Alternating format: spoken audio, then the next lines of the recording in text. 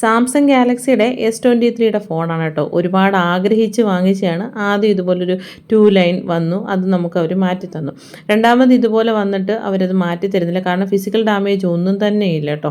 അതിൽ ഇനി ഇത് മാറ്റി തരണമെങ്കിൽ നമ്മൾ വീണ്ടും 10-15,000 രൂപ അത് മേലെ അടയ്ക്കണം എന്നാണ് പറയുന്നത്.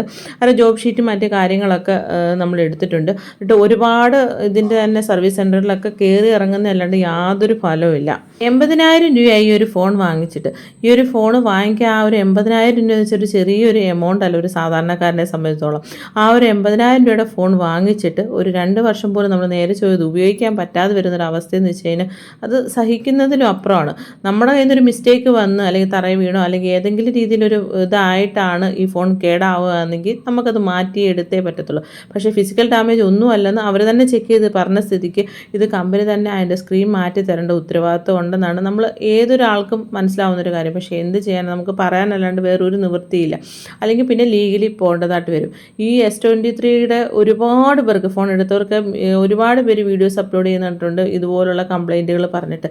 നിങ്ങളുടെ ആരുടെയെങ്കിലും അനുഭവത്തിലുണ്ടെങ്കിൽ കമൻറ്റ് ചെയ്യാൻ മറക്കരുത് കേട്ടോ.